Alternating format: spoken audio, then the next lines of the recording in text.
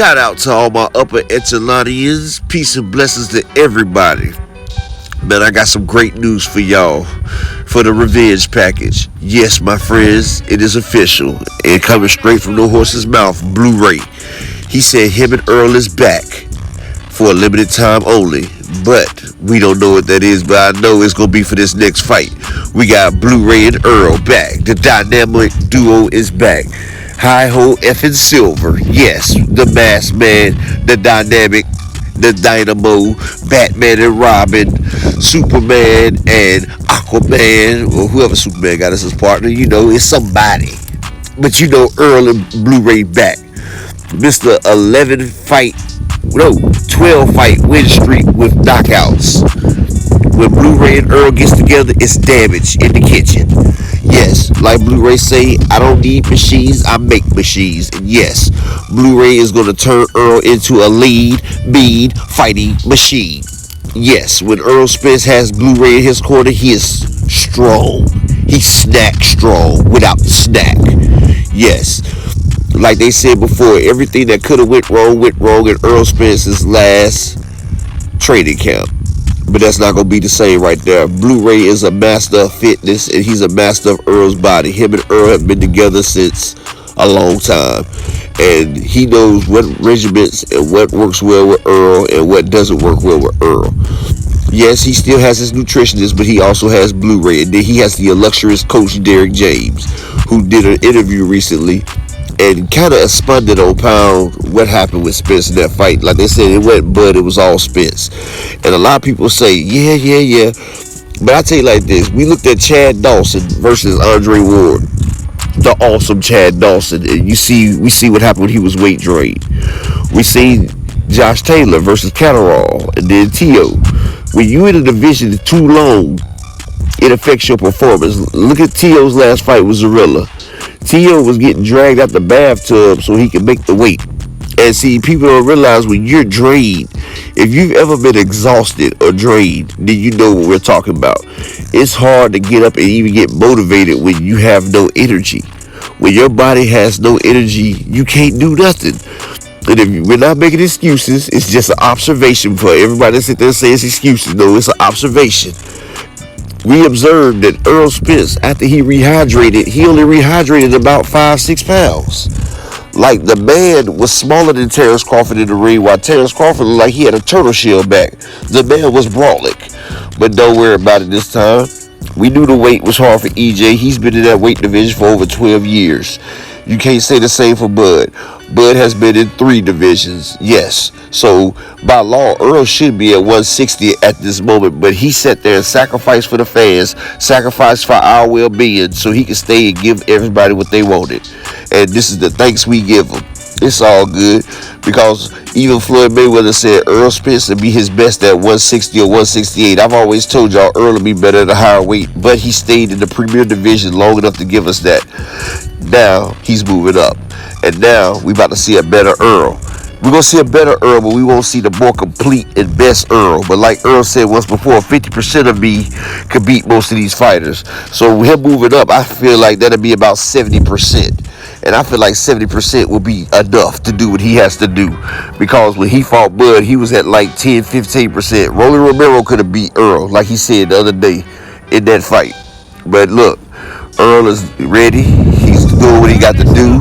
It's going to be a shocker. And all these people that jump ship, they're going to be looking very crazy and upset because they jump ship and they're going to try to come back. But no. You stay on that side of the fence. You can't eat with us, you wishy-washy, half-baked fans. No. And see, that's like a lot of fans in the football. They ride with who's winning that year. So they everybody always got a Super Bowl party. Nah, it don't work like that. It's about loyalty. It's about staying down till you get up. And we're man down. I enjoyed all the fights that Errol gave me, even was in defeat, because in defeat he showed me that he was a monster. He was an animal, and he got that grit, that gritty, that fight game, and he's not letting nothing slide, and he's not letting it go easy.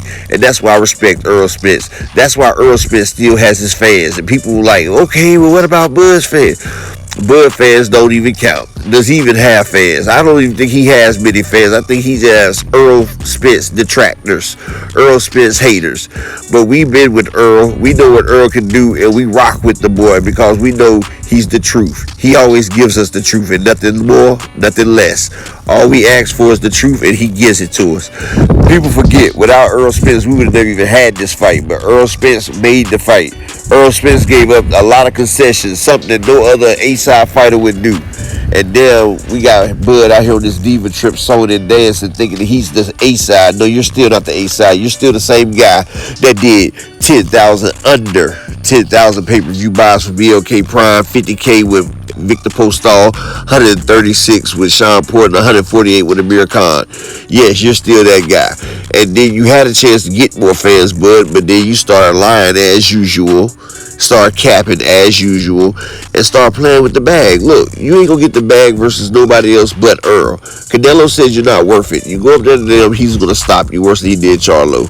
And he didn't even stop Charlo, but he's gonna stop you because you think you know what you're doing. But I'm gonna tell you like this. I'm not a Bud hater. I like Bud. He's the best boxer out right now, and I'm not gonna front.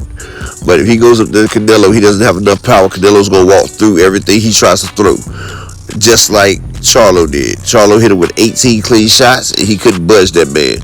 But why are you worried about Canelo? You got this prime Earl right in front of you. You gonna make more versus Earl than Canelo, bro. Because Canelo's going to give you a flat fee. Errol Spence is the bag. It's your biggest bag. It's your destiny bag. You made more money in the Errol Spence fight than you made your entire career combined. And see, this is not the same. This is not the same for Errol, because Errol made big money with Mikey, $17 million. He made big money with Danny, Ugas, and Sean Porter. So Earl's been used to getting that bag. You just coming into this club. But Earl's ready.